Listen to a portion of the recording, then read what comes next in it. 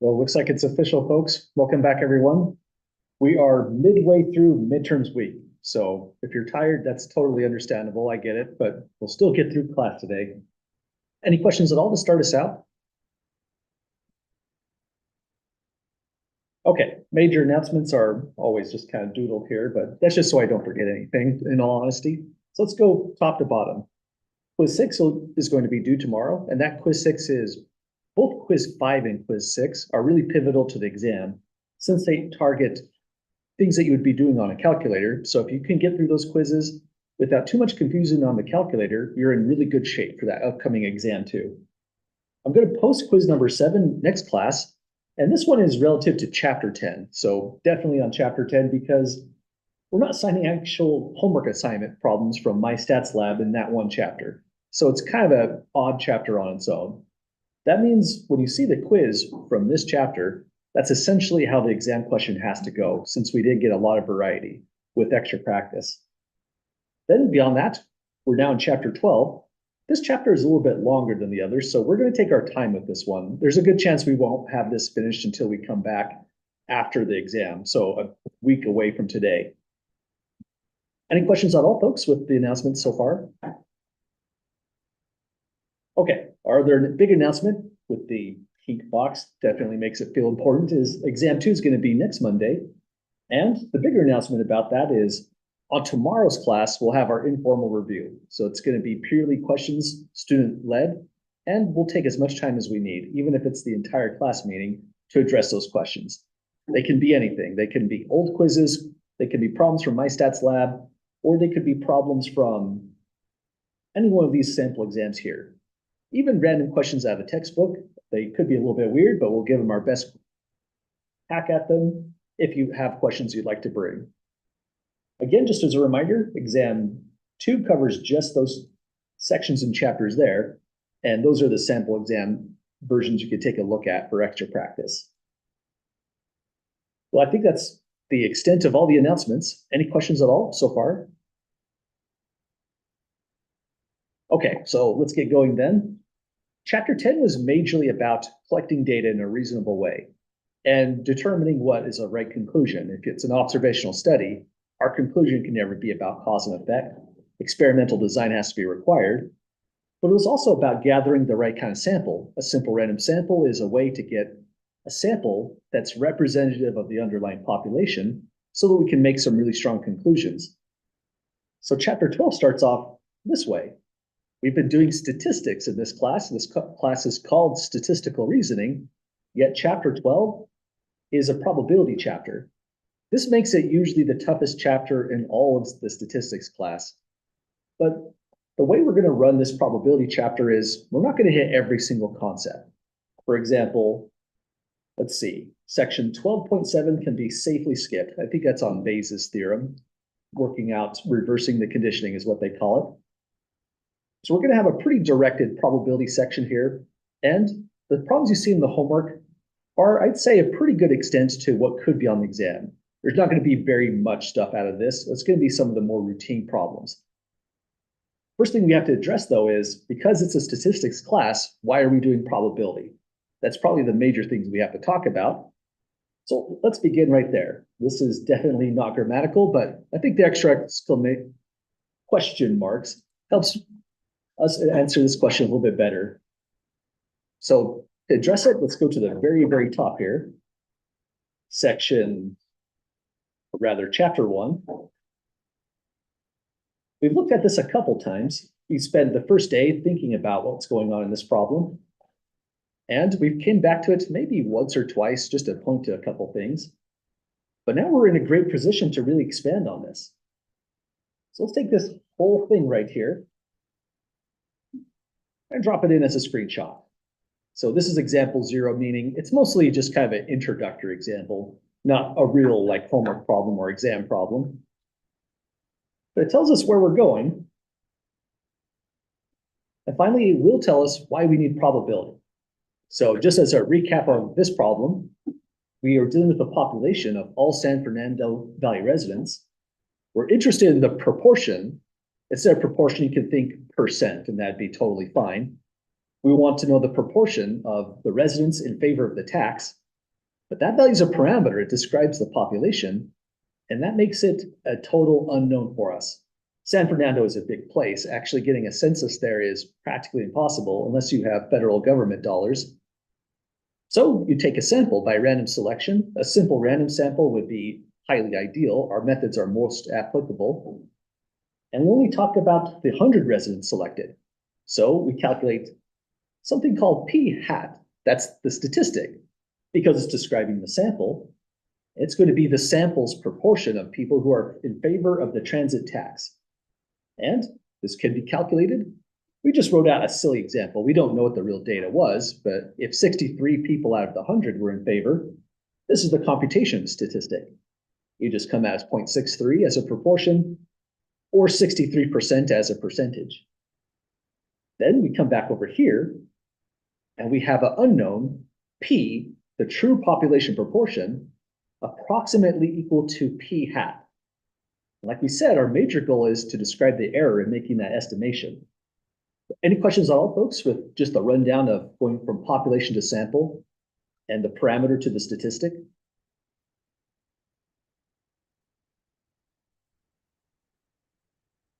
Okay, so finally, we're ready to say how we'll describe how reliable the estimate is going to be.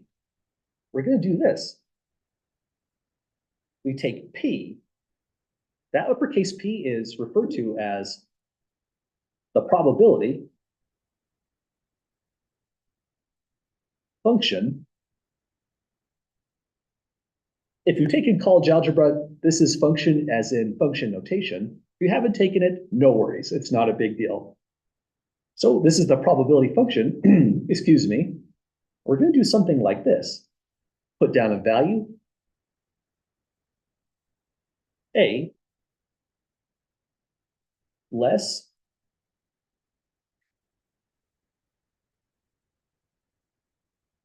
and inside here, we're going to take, let's see, just deciding how to express this. Maybe the better way is going to be the absolute value of P, excuse me, minus P hat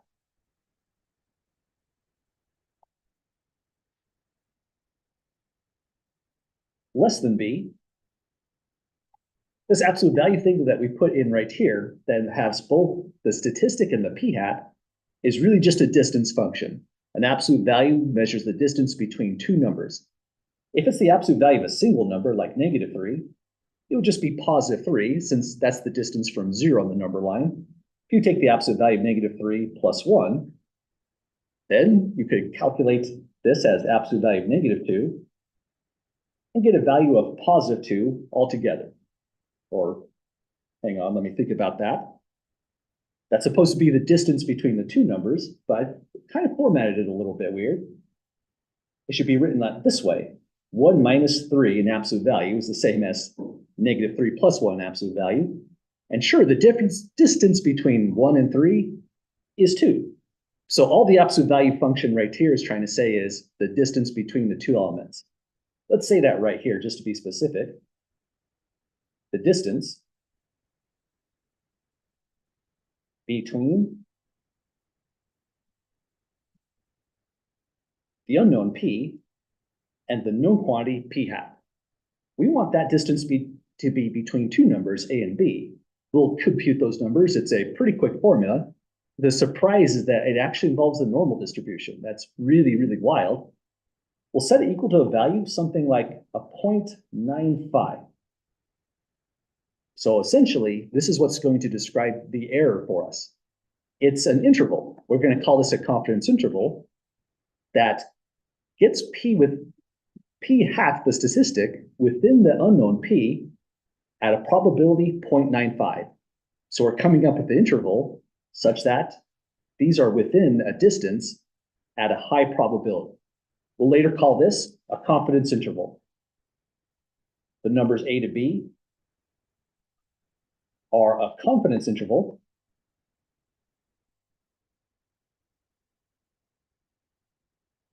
And it gives us a certain probability that your number, P hat, away from P, is in that range from A to B.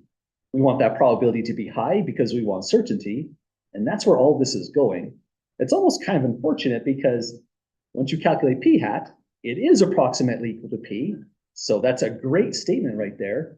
But now in describing the error, we have to do a lot of additional things. We have to talk about probability for just a little bit, just one chapter. We bring in the normal distribution, and then we use the normal distribution to come up with the numbers a and b together with other formulas. So that's what we'll be getting into already in chapter 13. We're going to be doing that kind of process. So chapter 12, its major goal is to just get us fluent with understanding what probability is and how to make a practical interpretation using the context. Chapter 12 will be short, but chapter 13 doing this will spend a lot of additional time because that's really the class, statistics. This is just a concept we have to get through so that we're better positioned to understand the statistics, but we're not going to try to do too much in this class. So that's the purpose of probability. Any questions about that so far? Okay, if all this looks really very vague so far, I understand it, totally get it. Think of this as a preview. We'll be describing every bit of that in high detail once we get into chapter 13, especially how the normal distribution pops out of nowhere. That's the bigger surprise in my opinion. So now to get started, chapter 12 is going to read like and feel like just a long list of vocabulary that we're getting through. So it's a whole bunch of new terminology. The major thing that we'll take away from this is making those practical interpretations once we write down a probability statement.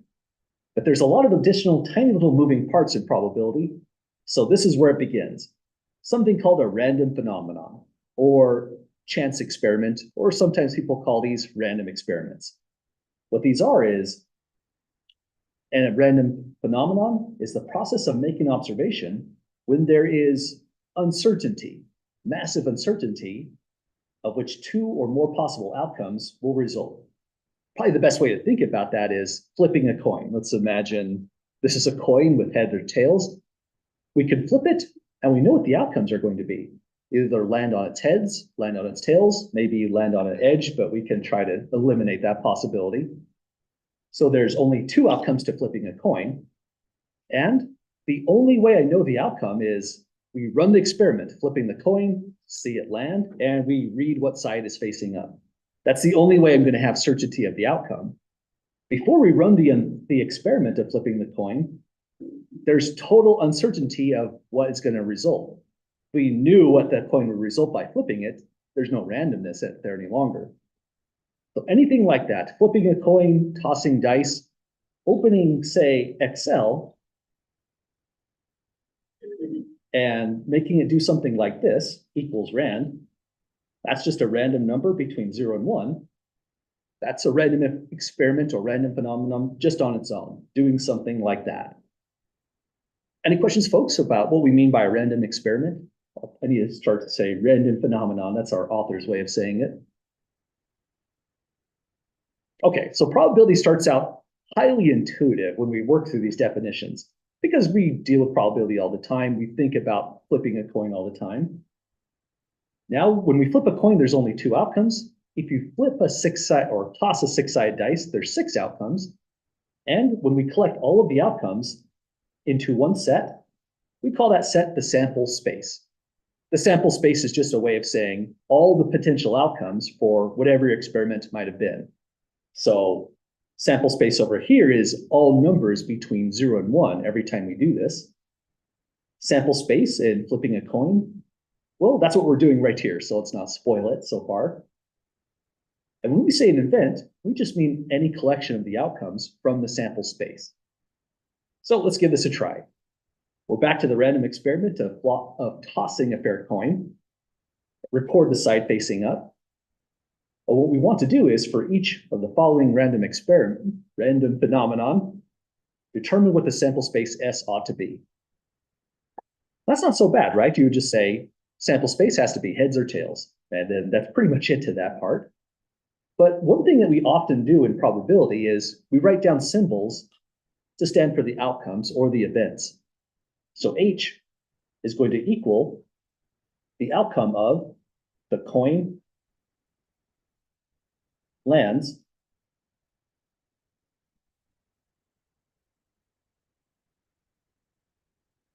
with heads faced up. That's a bigger sentence than I thought. I should have just said H is you've got heads. That would have worked. But this is a little more descriptive, I guess. Capital T is going to be the outcome that the coin lands with, oh, and let me start that over, tails faced up. So we have two outcomes to this experiment. Again, there's a third experiment of, or a third outcome of neither, because it is possible when you toss a coin, it lands on its edge and just balances. We're going to imagine that that doesn't happen, that in this random experiment, someone comes over and just blows on it until it falls over. Something like that happens. So now we're going to write out the sample space S. It's usually denoted by the letter S. So we go S equals, but it's also, let's see here. When we say it's a collection, we really mean it's a set. And should I say again? It would be the two outcomes of H and T, yeah. So we could create a set that goes this way, and we give it H and T. So that's how we write out our sample space. Again, this is kind of a weird word right here. It's the collection of all possible outcomes, which really means it is a set. And in mathematics, we indicate sets by starting a curly brace, separating our items with a comma, and ending with a curly brace like that. So this is not super, super important, but this is more if you see a set in your homework or in the reading, that's why they're using curly braces. Other things that happen with sets is that they are totally unordered. So if you wrote S equals HT, then you could have also said S equals TH. So sets are inherently unordered. Let's say that right here.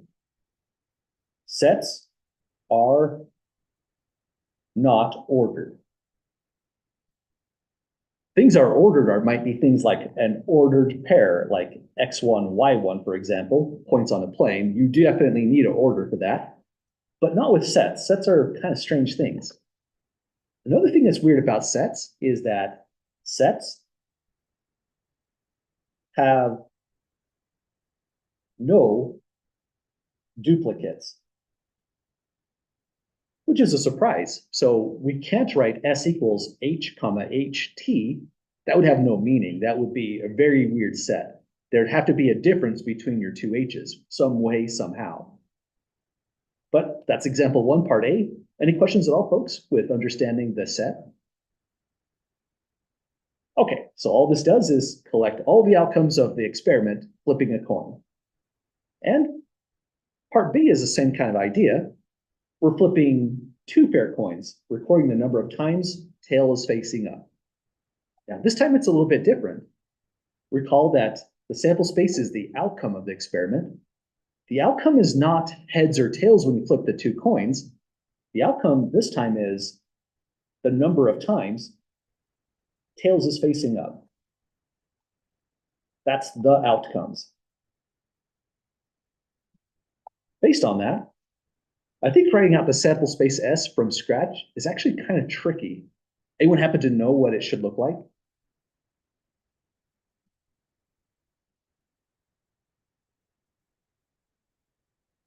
I personally think it's tough to go from just this statement and just writing down the sample space. In part A, it wasn't so bad, right? Because the experiment was not multifaceted. You just toss a coin and make a recording. Here, we toss two coins and we don't record what the outcome was. We record the number of times tails was facing up. So let's maybe think about this part of the experiment. That's stage one right here. So stage one gives us these outcomes. So first, well, if you toss two coins, you could get heads and heads. That's one possibility. Here, what I'm saying is, this is conveyed by saying your first coin toss resulted in a head. Your second coin toss also resulted in a head. Then another possibility is maybe your first toss gave tails, second toss gave heads. Then maybe the next round, we got heads and then tails. And then there's a possibility of getting tails both times, T and T. But that's just stage one, seeing what happens when you toss the coins. Then we go to this part, record the number of times tails is facing up. That's stage two of this process. So we take the result from stage one, and we have to assign a number. Anyone see what the number should be for the first arrow there? Sorry, say again? Yeah, absolutely. 0 on this one, tails didn't occur at all. Over here, we get a 1. Tails comes up once. But notice on this one, tails also came up once. And finally here, tails comes up twice. So we put down a 2.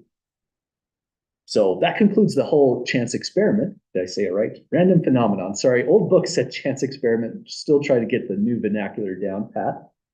So with our random phenomenon, these are the outcomes. It's either a 0, a 1, or a 2. So coming back over here, we record 0. 1, we only record once, even though it came up twice. That ties back to this concept. Sets never record a duplicate. They only record the unique outcomes. So we just go to the next one and record a 2. So fundamentally, all the sample space is saying is, when you run this entire experiment, the possible outcomes are either 0 tails, you got 1 tail, there's 2 ways to do that, but we only write 1 once, or you got 2 tails. So that's what the sample space would look like in that situation. Any questions, folks, getting down to that step? Okay, there's not going to be a lot of sample space questions in this class, but it's important to understand what a sample space is, its purpose, and how to build them, because it helps with the further questions. So think of this example 1 as its sole purpose is just to help us digest those definitions. So in probability theory, we start with the sample space. Then we can start calculating probabilities based on that sample space. Any last questions or comments at all, folks, before we go to the next page? Okay, so here's where this is all going next. Finally, we're talking about probabilities. Probabilities are always a number between 0 and 1. It reflects the likelihood of an occurrence of some outcome. Let's add a little bit more to that, though. Here, if you get probability 0,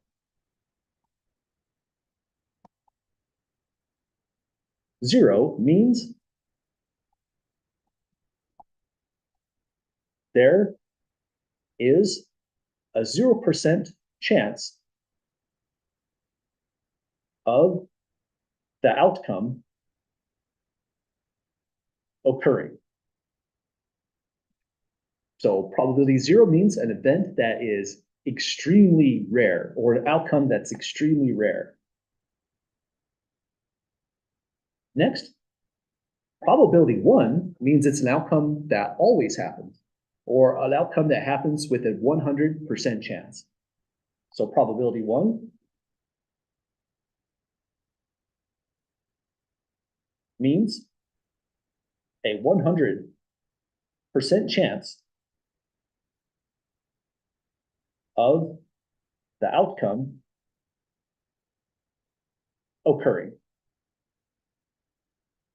So that's what probability is. It's an assignment of the likelihood of whatever the event happened to be of occurring. So coming down back to this example too, we toss a fair coin, just 1 this time. The convoluted one was just to think about sample spaces a little bit more. So in tossing a fair coin, a sample space goes this way. Heads and tails. The question now says, what is the probability the coin lands with heads facing up? Taking just that sentence and highlighting it, they're asking, what is the probability of heads? And this is the way we would write it. Uppercase P, that's the probability set function, or just the probability. The parenthesis here is not saying multiplication. It's literally read as of. So this whole statement here is read as probability of H. And we did say it's a fair coin. This helps us calculate the probability. If it's a non-fair coin, we have no idea how many times or what the probability would be of heads. But if we say fair coin, any volunteers for what the probability should be? Absolutely. 50% is its probability. It already looks like we've contradicted something. Oh, I just noticed I missed some chats.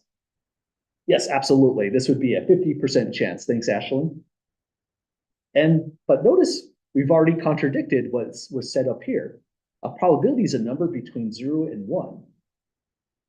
We said 50, but actually that's not a contradiction. That's just a different change of unit.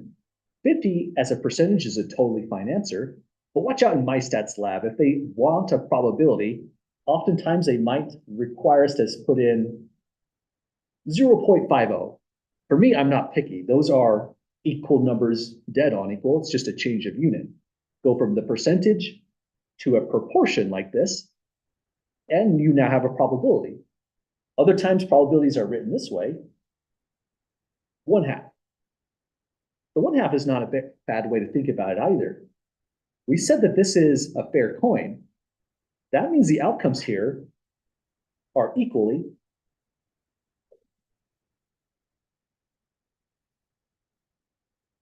likely. And notice how we then form this fraction. This fraction has a 2, and that's because there are 2 outcomes. There's a 1 above, but that's because there is only one way to get heads in the sample space. So you could think of it in the intuitive terms. Fair coin means heads comes up half of the time, and that's just the same number as a proportion. But if it's a fair coin and these outcomes are equally likely, there's only 1 heads in the set, so we threw a 1 above. There are 2 outcomes in the set, sample space, so 2 goes in the denominator. Either way of answering the question is totally fine. But any questions, folks, with that first probability computation? Okay, well, that was so fun. Here's the next one. What is the probability that the coin lands with the heads facing down? That's just a weird way of saying probability of tails, right? Exactly. We'll go down here, say probability of tails, but the same exact value, either 50% or 0.50 or 1/2 are all fine responses to that kind of question. Now, another thing to note is if you take the probabilities of the outcomes individually, let's say over here, the sum total of all probabilities for all outcomes, that didn't fit. I thought I could fit that in there. Let me try again. For all outcomes is, we deserve a special color here. Let's use, this is called plum according to Microsoft. Oh, I don't want to put plum. The sum total of all probabilities for outcomes is always 1. 1 exactly, not 0.998 or 1.03. If you take the probability of every single outcome 1 by 1, add up all of your values, you will always get a dead-on 1. Well, the answer to this question was just the 1/2, 1/2, or the 0.50, 0.50, or 50%, 50%. Everything that's in the orange here is just extra information about what we're doing so far. Any questions or comments at the moment? Okay, and by the way, there are lots of ways to define probability. We, in fact, have done probability already, and that's kind of an amazing statement. When we were over here in section 5.4, working with normal models, this is straight up probability for real. And some of the things we said is the total area under the curve is exactly 1. That's the indication that this is a probability model. It matches exactly with what we said here. Sum total of all outcomes have probability exactly 1.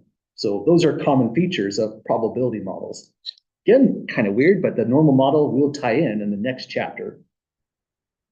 Well, moving on ahead, we have some ideas of what probability is. And we're making some hints about how to calculate probabilities when you have equally likely outcomes.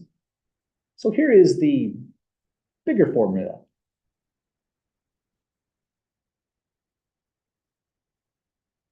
So the relative frequency interpretation of probability, this is one of those definitions where it's not going to be any kind of direct questions coming out of it. That's another way to just think about what we've been doing so far when we say probability of tails equals 0.50 or 50%. Here it says the relative frequency interpretation of probability means the probability of an outcome, denoted by probability outcome, whatever it happens to be, is interpreted as the proportion of the time that the outcome occurs in the long run. So in other words, if we did that coin tossing experiment and say we only toss a coin 10 times, we are probably not getting exactly 5 tails and 5 heads. Maybe just really close to that. Maybe 6 tails, 4 heads, or maybe 7 tails, 3 heads, something like that. If we toss a coin 50 times, we're actually getting closer to 25 tails and 25 heads. We toss it, say, 10 million times, it's almost perfectly accurate. So in the long run, repeat the experiment of tossing heads over and over again, and this really does turn into 50%. So here's another example that's not tossing coins or tossing dice. I'm not great with gambling. Rapidly changing visual information is not my strong suit, so I don't ask a lot of gambling questions. But here is one. It just comes up in probability. In fact, probability as a science started because people were trying to learn how to gamble better and make more money. So it has its root in gambling in the first place. Kind of strange. So here's our gambling problem for the day. Consider a standard deck of 52 playing cards. I didn't know it was 52, but now we know that is shuffled well. So we have total random in this deck of cards. There are 13 spades in a deck, same with all the other suits. And the probability of selecting a spade at random is doing the following. Well, if we said the cards are shuffled well, that means all cards are equally likely to be selected. So we copy the approach from before. The sample space has 52 cards, one for every different card in your standard deck. So the probability of getting a spade is, well, there's 13 ways to get spades. So 13 in the numerator, divide by the 52 cards in the denominator, and this comes out as a fourth or 0.25. But here's the major takeaway of this entire chapter. We need probability to help us make practical interpretations once we start doing statistics, things with confidence intervals, hypothesis tests. And this is our first go at this, interpreting a probability using the context. So part A says, give a practical interpretation of this equation that we just looked at using the context. And there's always a good way to start. Start with the answer on the far right where it says 0.25. You can say that there's a probability of 0.25 that something happens, but I think the most practical interpretation is the one that anyone would understand, even if they haven't taken a statistics class. So in my opinion, it's best to start out this way. There is a 25% chance that, and then go on from there. So what I've done is I've taken the probability, 0.25, moved the decimal 2 spots to the right, and now it's a percentage. It's the same exact number. But I think people respond to this better. If you ask or talk to a random person on the street and begin by saying 25% chance of something happening, they're going to follow along with you. But if you say there's a probability of 0.25, you've lost them. They're probably not going to know what you're talking about unless they've just recently been working with that kind of stuff. So we begin here. Then next we go over here. We go inside the probability function and look at whatever the event was. This is the event of selecting a spade. There's 13 outcomes that correspond to it. So we'll just say there's a 25% chance that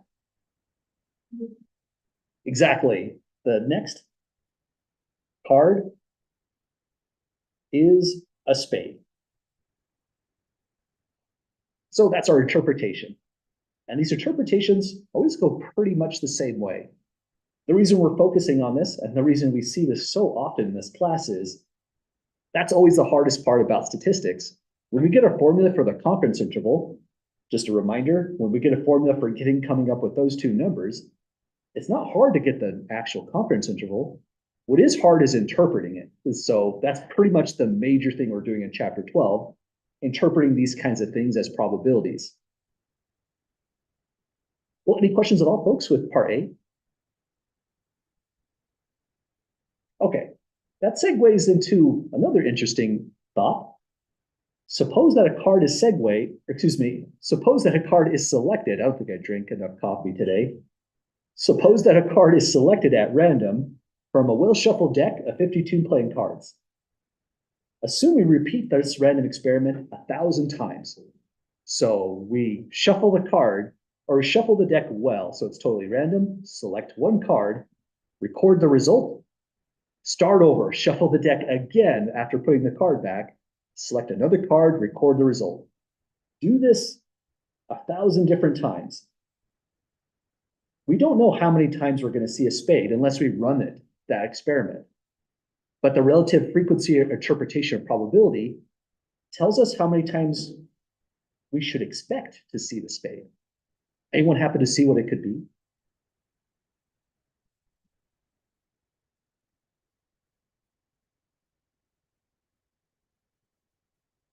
The trick is it involves this value here and the number of times we ran the experiment. Any wild guesses? 250. Exactly 250. Good call. So if it's a 0.25% chance, 0.25 probability or a 25% chance of selecting the card one time, run this experiment 1,000 times, and we will get 1,000 times. Well, we can't use a percentage, so we really do have to take the 25% and use the probability. That's where probability benefits. It's needed for computations. So times 0.25, this will give us 250 spades. It's okay to answer it that way, 250 spades, but maybe not a bad idea to add this, expected. Meaning we should be really close to 250 spades, but some people, when they run this experiment, this is going to take a lot of man time, but if you run this experiment, sometimes it might be 253 spades, or maybe 244 spades, something like that. But repeat this whole thing over and over again, and it gets closer and closer to 250 on average. So the whole purpose of example 3 is thinking about probability a little bit more. And what we did in part B is interpret this with the relative frequency approach. Probability of outcome, it's a proportion of the time that the outcome occurs in the long run. So run this 100 or do this 1,000 times. We're just taking that probability times 1,000. Does that make sense to folks with that example there? Okay, again, this is a pretty gentle introduction to probability. So far, a lot of these questions, all the way through example 3, that's just us breaking down the terminology, getting used to all the moving parts that come along with this theory. Now, coming down to the next problem, I want to be really careful in the notes because the toughest thing about chapter 12 is a lot of these are just, again, concept questions to help us with the definitions. But some of these problems could be real exam questions. I'm not going to ask too many probability questions on a real exam, but this one could be a real exam question. So here we're getting to questions that are more similar to what's in the homework, what's similar to what you would see in a quiz or an exam setting. We have finally a full formula, the classical approach to calculating probabilities for equally likely outcomes. We've seen this done a couple times now with the spades example just recently. The definition of this says, when the outcomes in the sample space of a chance experiment are equally likely, like flipping a coin, for example, when the coin is fair, the probability of event E, which we have been denoting as probability of E in that way, is calculated by dividing the number of outcomes in the event E. So just like in a deck of playing cards, there was 13 ways to get a spade, so that was the numerator. We divide that by the total number of outcomes in the sample space. So that's like in the problem above, we divide by 52 because the sample space was one card for each of the 52 different cards. So that's a great formula. In fact, we've used it a couple times. We were hinting on that right up here as well. Let's just drop that in.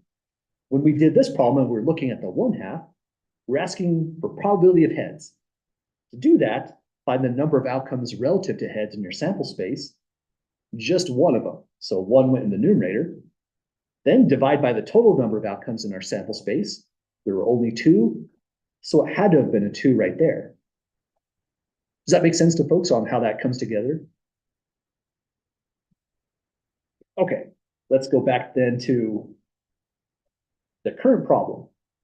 So a real exam question has got to have context, something better than flipping a coin or tossing dice or playing with playing cards. It's got to be something coming out of the sciences. So these are the kinds of real exam questions we would expect. It says here, in a certain population of the European starling, that's a bird, but let's take a look at that. The more you know about the context, the easier the rest of the problem is. So let's use search and word. And eventually we're going to get a European starling, I'm sure of it. There they are. I guess they're kind of interesting birds. That's pretty vibrant. So that's the birds we're dealing with. So in a certain population of the European starling, there are 5,000 nests with young. Looks like it is a made-up problem, but at least the context is real going behind it. 5,000 is just a suspiciously round number. They go on to say next, the distribution of brood size. By brood size, we mean how many eggs or young that are in the nest, is given in the accompanying table. So we have brood sizes at 1. That means there's 90 nests of the European starling that had just 1 egg or 1 young. That's kind of sad. We go on the upper end. In this data set, because frequency says 1, that means there's exactly 1 nest where there was 10 brood size. So that's a pretty busy nest. And but more typical is around this range. 4 to 5 seems like the more typical results for the European starling. Although the problem looks made up, I think the way they built this data is from actual real biological data for that organism. They say next, suppose that one of the 5,000 broods is chosen at random. This implies the sample space. We're not choosing a brood size at random. We're choosing one of the actual broods, of which there are 5,000 altogether. So let's write out here.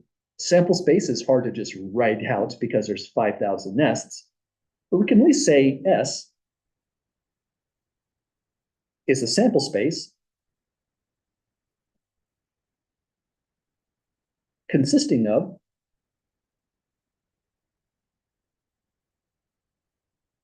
the 5,000 nests. We needed to say that or think that concept because that's also the total number of outcomes in the sample space.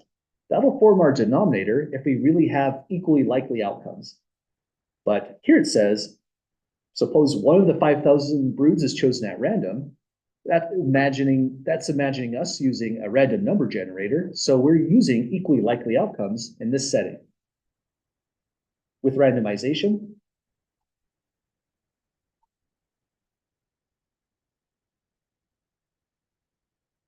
the outcomes are equally likely. So with that information, we can start calculating using this formula here. I'll take a screenshot of it so we can avoid scrolling up and down a whole bunch. And, oh, I think I stole part. Hey, sorry, I need to read my own questions. I knew we needed the sample space, so we did it right here, but it actually goes right there. What is the sample space S? It's this. It's a really weird way to answer that question. Let me make this a little bit better, I think. Let's say S is the 5,000 nests. Just an abbreviated version of what we put over here. Does that make sense, folks, on writing down that sample space? Okay. Next, here's where it gets a little bit more interesting. We're being asked, what is the probability? From that statement right there, we might begin by saying P for probability of something, that the brood size is 5.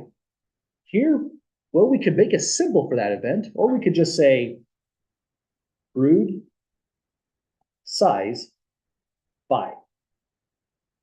So sometimes we put a symbol like H for heads, T for tails. Other times, if it just makes sense, we put just a description of what the event would have been. Ashland says 2%. I'm not too sure, honestly, but let's take a look and we'll calculate that through. So what it says, what's the probability? Brood size is 5. Start this way, probability brood size 5 will be equal to, first, we need the number of outcomes in that event. Exactly. Up here, let's see, I'm going to try to find a way to see both of these at once. There we go. The brood size being 5 starts right here, and there's 1,760 different ways of getting brood size 5. In other words, that's just the number of nests at that size. So it's going to be 1760 divided by another number.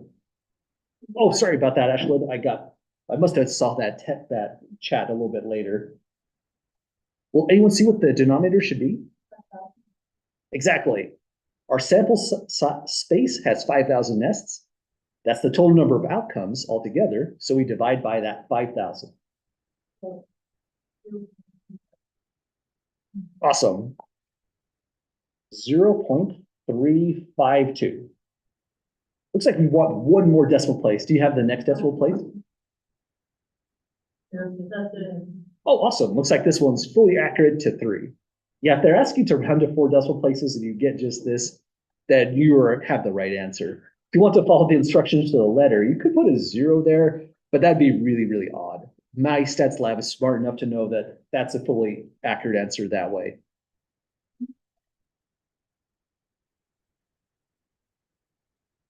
You can, absolutely. It'll take that as an answer as well. So it's really at this stage more of a stylistic choice. Either answer is perfectly accurate. Putting a 0 here, it does have a side effect though. It makes the reader think that it was rounded to that place. So it could have a misconception, but honestly, that's so minor, it's not a real bother at all. Other questions at the moment? Okay, so this is pretty much how these problems kind of go. Let me get rid of that right there. There's a lot more to probability, but again, we're not going to try to do too much crazy stuff. The notes will get a little bit weird here and there, but we'll carefully maneuver through each of the oddities, which each new concept. But we're definitely going to need this table, so that's going to be our next screenshot. And now let's take a look at the follow-up questions. Next one says, let X equal the brood size for randomly selected brood. The reason we're doing this is sometimes it's just tedious to write down the description of the event using ordinary words every single time. It takes a lot of time to do that. So instead of saying brood size 5, we could have said here, X equals 5. As long as you know X represents the brood size, then that's a pretty good shorthand. Saves a little bit of time. And here, that's exactly what's been done. We're going to calculate probability X larger than 9, then give a practical interpretation of the result. I forgot to say one additional thing.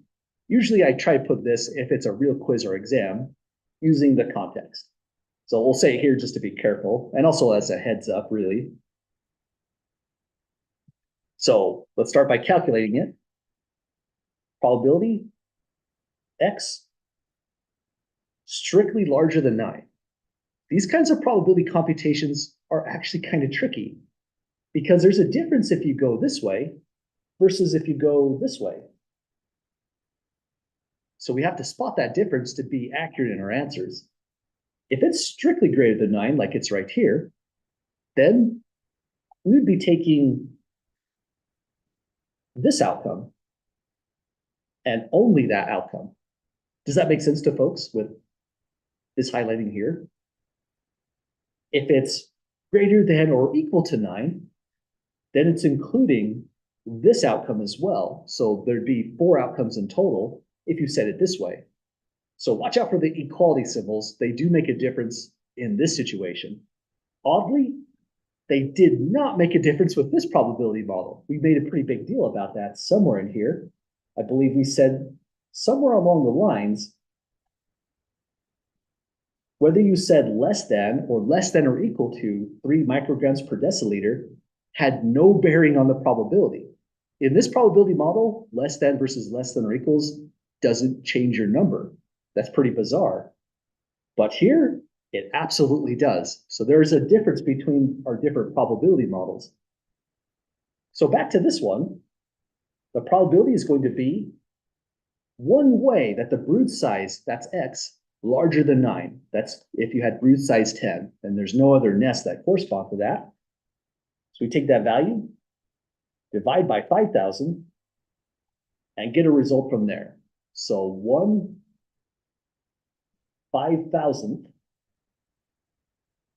gives you that number. This is going to happen in class, so let's make a big deal out of that as well. This can happen whether you're doing a problem in MyStats lab or you're doing a quiz problem. If your calculator outputs that, there's no error here, even though E sounds like it's an error. Let's put it here as a screenshot just to help out for when this comes up, because it does come up quite a bit. 2E -4, that's just a weird statement, right? But what it really is scientific notation. This means 2 times 10 power -4. And we occasionally do have to unwind the scientific notation. This is the way it goes. Put a decimal down. And which way would you say the decimal should go? To the left or to the right? Turns out left to make it smaller, yeah. So if you have negative, think negative as an x-axis. Negatives are to the left. That's one way to think about it. If it were positive, positives go to the right. So thinking in terms of the x-axis of numbers helps out with that. So that means we take our 2, the decimal point was here, we're moving it once to the left, and then let's put in some additional zeros. Usually I try to be really careful. It's almost embarrassing because it's easy to lose sight of where things were, but it's 1, 2, 3, 4. I literally sometimes have to use my finger and just count to make sure I put in enough zeros because it's easy for me to just misconfigure that. But that's what's really being conveyed. So back to the original problem, brood size X larger than 9 means that it was 10. So we put 1 in the numerator. These are equally likely events since we're selecting one of these 5,000 nests at random. So we divide by the number of outcomes in the sample space, 5,000. At our calculator, this is 0.0002. And that's the answer to this thing. Now, honestly, there's probably a way in this calculator to format this not as a scientific number. I just had never in my whole life figured that out. Anyone happen to know? Not in the math button or anything. That's a good question. Mode, normal. Yeah, kind of strange. It just sometimes does it on its own. It wants a scientific number. So let me go exit here. Math. You know, that might be something to look in at another time, because if you can make your calculator do that, then that saves a little bit of time in an actual homework set, because that's confusing when you're just trying to move through a homework set and now scientific notation comes out of nowhere. Let's maybe try a random Google search. TI-84 plus scientific number to normal form. I'm assuming that'd be a good chat. Okay, let's try this out. This might be pretty good. Press mode. Here we go. Highlight normal, scientific or engineering. Go to option 3 and press enter. So apparently engineering format should give us what we want. Let's see. Hit enter again. That didn't help us out at all. That's not going to work.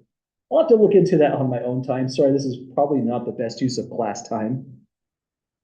But there's got to be a way to make that come out. So that's the right answer there. All I did was give me an answer that is, it's an engineering form, but still scientific notation.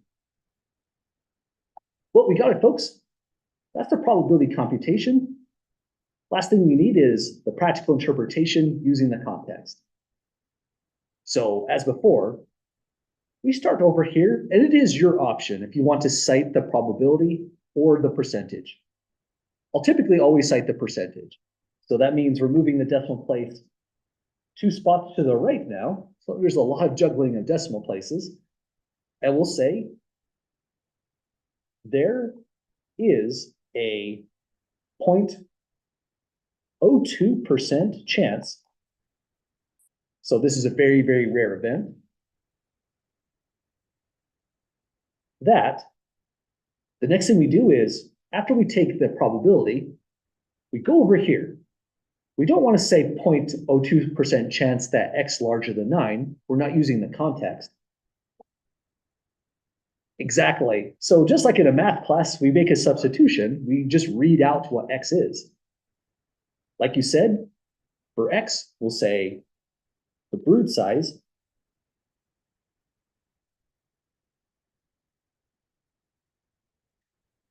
is, and the last thing you said is larger than 9. You could say is greater than 9, something like that. Let's go with is larger than 9. And that would be our practical interpretation for that statement there. Let me see if I can. For practical interpretation, can you give percent or can you give the probability? Because it has to be either one. Either or, absolutely. So totally up to your style of writing out your answer. Other questions at the moment? Okay. Well, we did it, folks. That's a pretty legitimate probability computation. We're using semi-real context, so that helps out. Let's see what we've got going on in the next ones.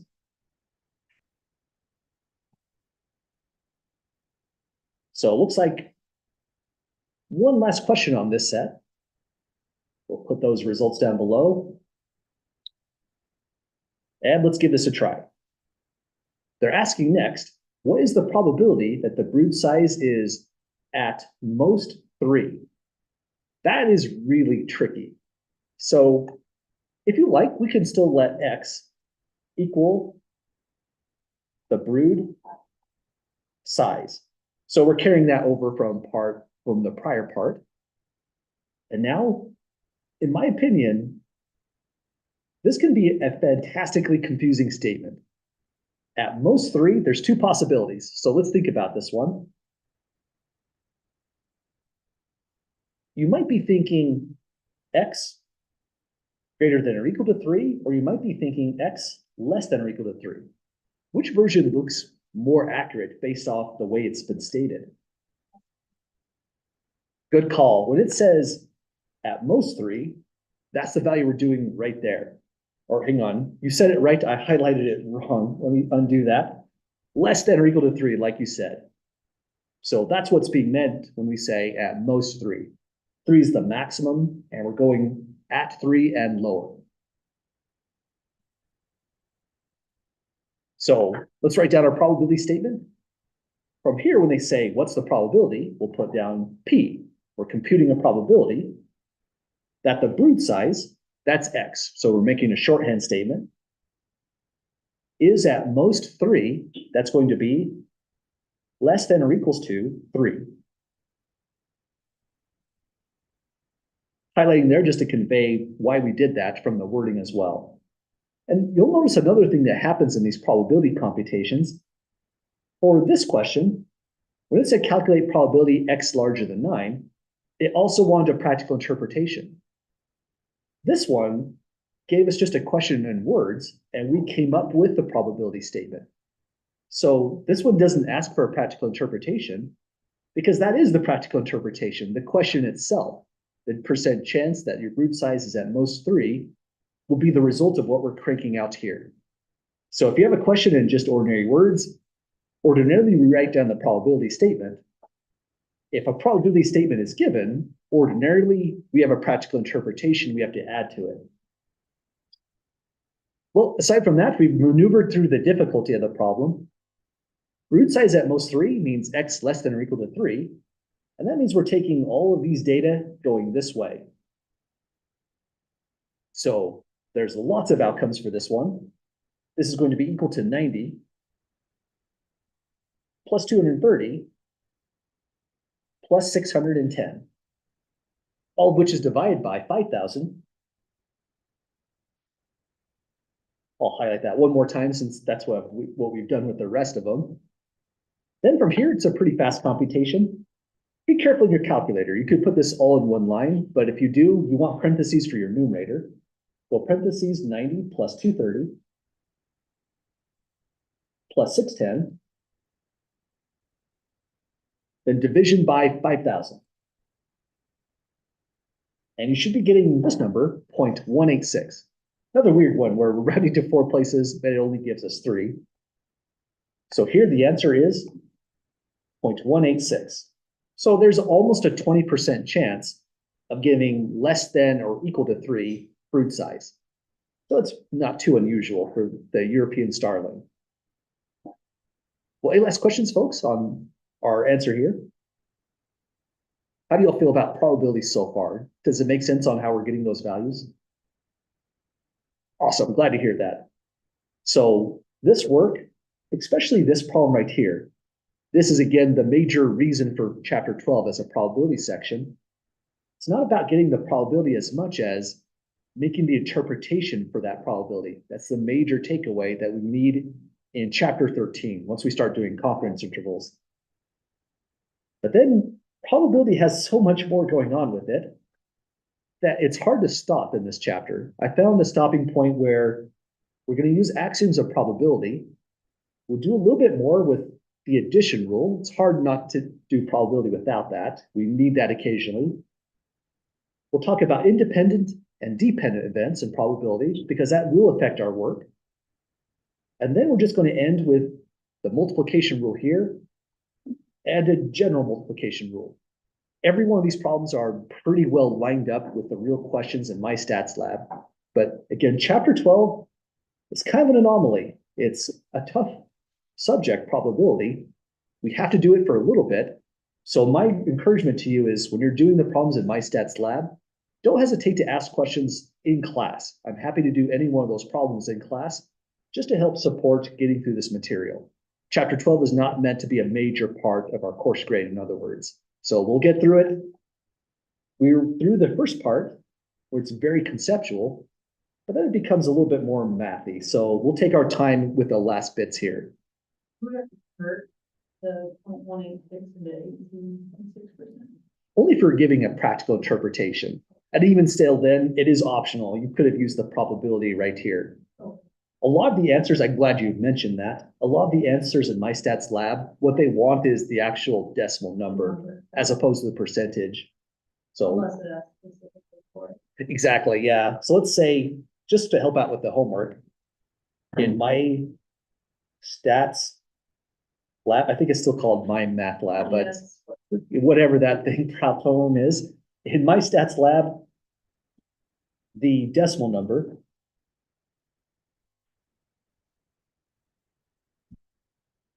is often asked for. And I notice I'm just destroying my penmanship today. That was supposed to be an N and then an M. And that's not even, No. yeah, that's not even spelled right. N-U-M, there we go. I think we got it. Thanks for the help on that one. It's weird to be a math teacher and not know how to spell number. That's a sign that we're all tired on midterms, I think. Isn't it? We used to call the pound sign. Yeah. Well, I think this will be a good stopping point for us, folks. I mean, we do typically end around 3 to 2 minutes at the end of class. Reason we're stopping this time is it just takes a minute to actually digest that. So we want to start out fresh. Probably after we ask all the review questions on Thursday's class, we'll see if it makes sense to go back to here if we have enough time. Otherwise, I think we're mostly going to be looking at this content on a week away from today, October 16th. Well, have a great evening, folks. When we come back next class, we're going to start just reviewing for the core, for exam 2 rather. So come prepared with questions, and I'll be happy to help out.